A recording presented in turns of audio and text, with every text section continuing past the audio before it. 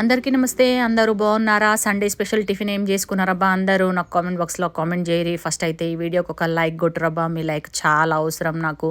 కళ్ళకు కనిపించేదంతా నిజం కాదు. ఎవ్వరి జీవితంలోనైనా కష్టాలు ఉంటాయి. కష్టాలు లేని జీవితాలు ఎవ్వరివి లేవు అబ్బా భూమి మీద. ఇది సత్యయుగము. నిజం మాట్లాడుకోవాలి. అబద్ధాలు ఎక్కువ మాట్లాడకూడదు. అబద్ధాలు ఎక్కువ మాట్లాడడం వల్ల మన లైఫ్ స్పాయిల్ అయిపోతుంది. ఒక అబద్ధం చెప్పడం వల్ల 100 అబద్ధాలు దానికి అంటగట్టాల్సి వస్తుంది. అంటే చెప్తానే ఉండాలి. ఒక అబద్ధం చెప్పడం వల్ల దానికి ఇంకా 10 అబద్ధాలు యాడ్ చేస్తూ చెప్పుకుంటూ పోతూనే ఉండాలి. ఆ అబద్ధాన్ని రక్షించడానికి మనం ఎంత దూరమైనా వెళ్ళిపోవాలి. అందుకనే ఏదున్నా ఏమున్నా మొహం మీదనే మాట్లాడుకోవాలి.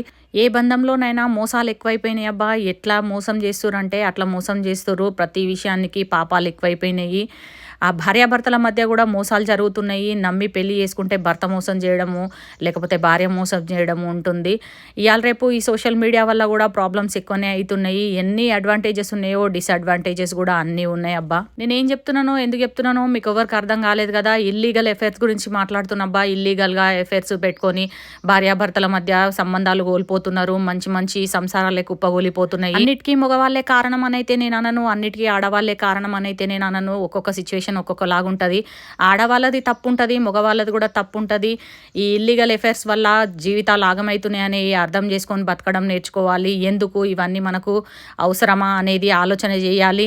మన పిల్లలు, మన ఇల్లు, మన లైఫ్ అనే ఒక థాట్ తోటి ఉండాలి. పక్కోళ్ళ జీవితం బాగుందని ఏడ్చే కన్నా మన జీవితం ఎందుకు బాగుండదు, వాళ్ళకంటే బెటర్గా ఉండాలనే ఆలోచనతోటి మన జీవితం మీద మనం కాన్సన్ట్రేట్ చేయాలి. పని ఉన్నా లేకపోయినా అయిందానికి కాందానికి ఫోన్లు చూసుకుంటా గడిపేస్తారు. పిల్లలు పెద్దలు అందరూ కూడా ఫోన్లలోనే మూతులు పెట్టి బయటికి తీస్తారు. ఆ ఫోన్ల వల్లనే చాలా ప్రాబ్లమ్స్ ఉన్నాయి. ఇవన్నీ ఎందుకు చెప్తున్నానంటే ఈ ఫోన్ల వల్లనే మంచి మంచి సంసారాలు ఖరాబ్ అయిపోతున్నాయి అబ్బా. జాగ్రత్తగా ఉండురి, జాగ్రత్తగా చేసుకోరి. మీరు ఖరాబ్ అయిపోతే మీ పిల్లలు కూడా ఖరాబ్ అవుతారు. Thanks for watching. సబ్స్క్రైబ్ చేసుకోరి. బాయ్.